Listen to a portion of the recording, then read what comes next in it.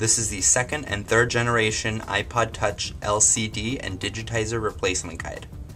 First, I'd like to say that my professional opinion on this specific model is that only trained professionals should attempt to repair it. This model iPod is extremely difficult to open, and all of the internal parts are very fragile.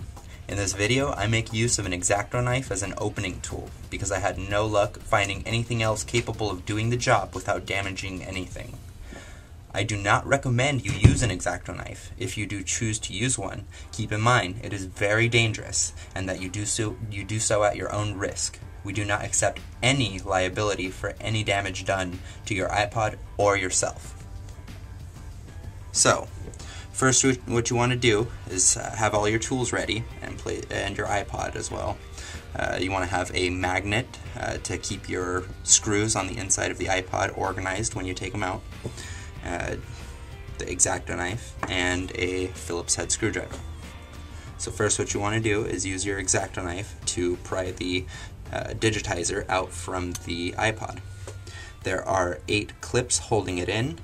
There is one right here, one right here, one right here, one right here, one right here, one right here, one right here, and one right here.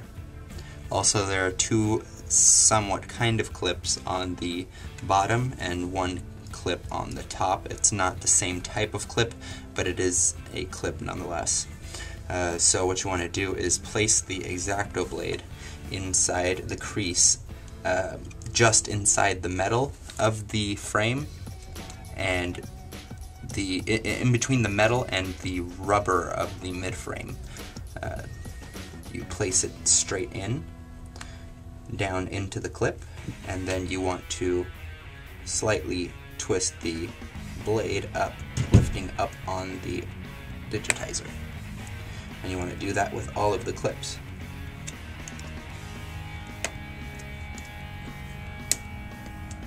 You should hear a slight popping noise with each and every clip.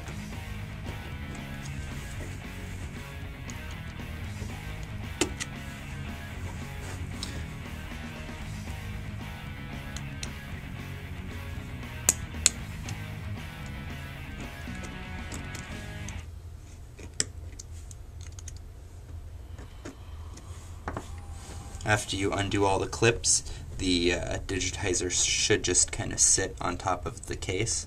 You can see it just hanging there. You want to lightly lift it up, very slowly. On the left top corner, there is a ribbon cable connected. You want to be very careful of that. It is a very fragile ribbon cable. Now, you want to open it up slightly like a book, and go ahead and use your blue tool and lift up this connector right here.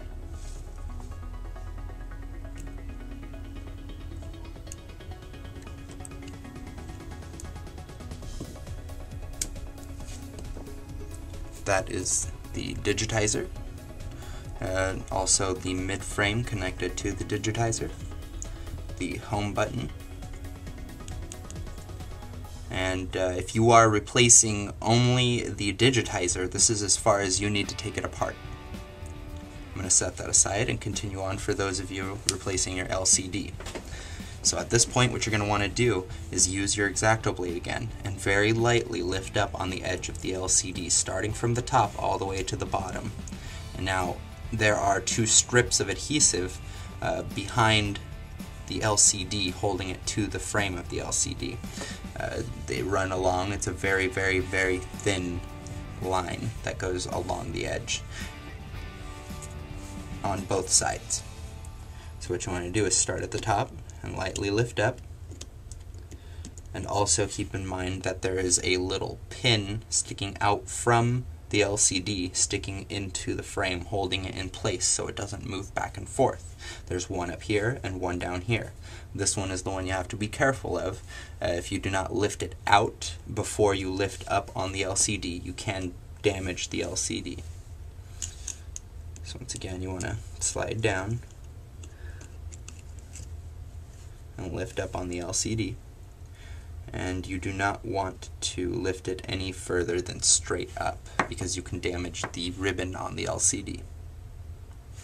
Then use your screwdriver and remove the 8 screws. 1, 2, 3, 4, 5, 6, 7. And when you're finished removing those 7, the 8th one is right here.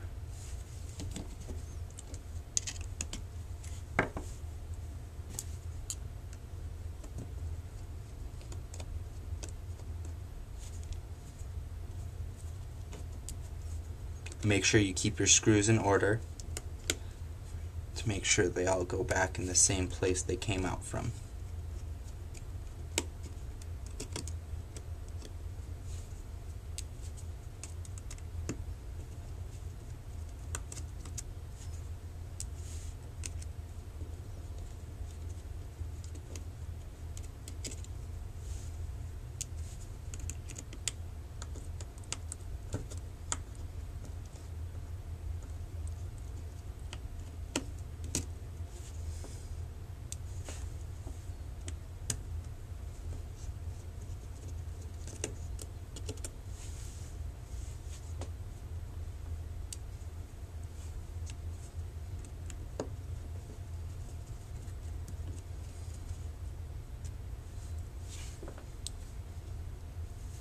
After you've removed all 8 of the screws, what you want to do is use your X-Acto blade again and lift up down towards the bottom of the LCD right in front of the last clip.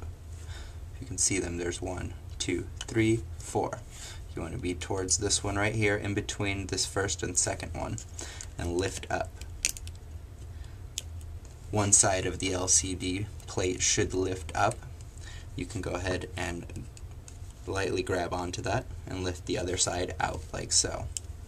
Now you want to be very careful because on the 3rd generation iPod Touch there is a piece of tape still holding the ribbon cable down for the LCD. What I do is use the X-Acto blade and very, very lightly cut into the tape in between the ribbon cables, allowing the ribbon cable to be lifted off with the tape. Then you can remove the ribbon cable from the motherboard, unclipping it right here. And at this point, you can lift the LCD back off of the back plate